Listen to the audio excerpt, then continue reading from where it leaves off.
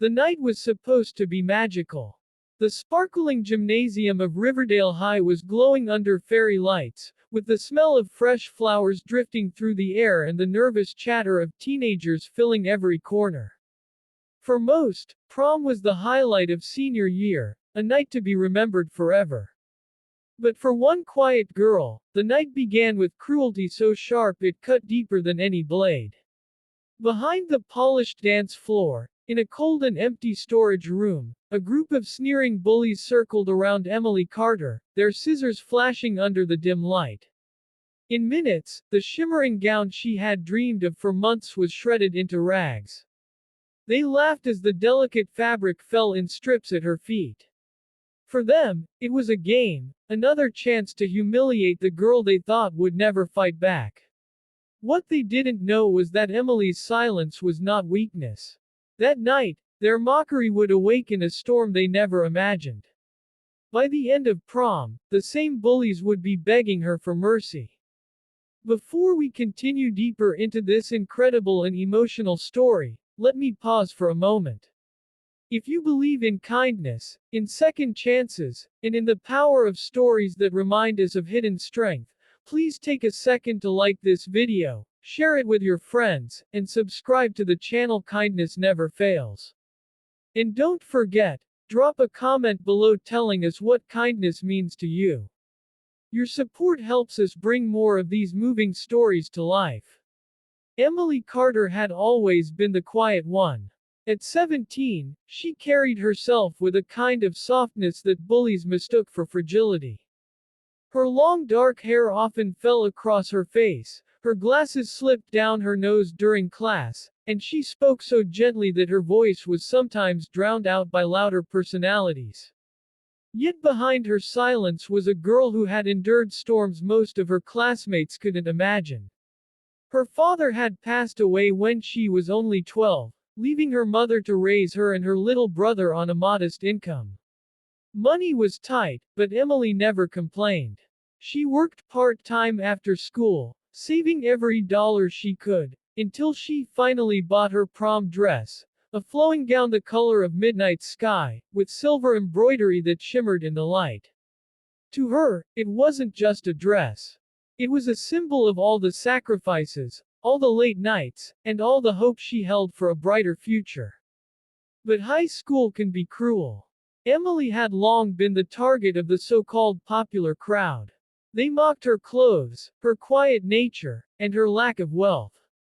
What angered them most was her resilience. No matter what they threw her way, she kept showing up, kept walking tall, and never allowed them to see her cry. To them, her calm defiance was unbearable. And so, on the night of prom, when she arrived at the school gymnasium in her beautiful gown, they decided to break her spirit once and for all. It happened so quickly. A whispered taunt, a sudden grab, and she was pulled into the storage room. They laughed as they surrounded her. One girl pulled a pair of shears from her handbag, a prop meant for decorations that night, and with one cruel snip, the first piece of Emily's gown fell to the floor. The others joined in, cutting and tearing, mocking her as they worked. Emily stood frozen, her heart pounding, her dreams unraveling before her eyes. When they were done, they pushed her toward the mirror. Her reflection was heartbreaking. The elegant gown she had cherished was now a shredded mess, hanging in tatters around her trembling body. For a moment, Emily's world collapsed. The laughter of the bullies echoed in her ears like thunder. Tears burned her eyes, but she refused to let them fall. Something inside her shifted. She thought of her mother's sacrifices, of her little brother who looked up to her, of her father's voice telling her once that true strength wasn't about fists, but about spirit. She realized then that she couldn't let this night end as her humiliation. If she stayed broken, the bullies would win. If she rose, she could reclaim everything they tried to take. Emily walked out of that room not as a victim, but as someone reborn. The shredded dress clung to her, but her posture was tall, her eyes fierce, and her silence suddenly louder than all the mocking voices around her. The crowd in the gym gasped when she entered, whispers spreading through the room. Instead of running home, she walked straight to the center of the dance floor. The bullies froze, their laughter catching in their throats as they realized she wasn't hiding. She wasn't broken. She was stronger than ever. What came next was not violence, but power. Emily picked up the microphone near the DJ's table and began to speak. Her voice, once quiet and overlooked, filled the room with a sharp clarity.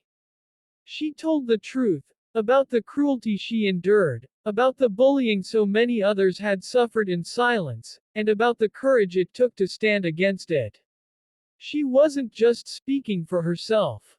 She was speaking for every student who had ever been mocked, cornered, or broken down by those who thought power came from cruelty.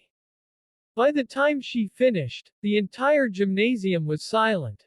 Some students cried. Others clapped. And for the first time, the bullies felt the weight of their actions press against them like chains. But Emily didn't stop there.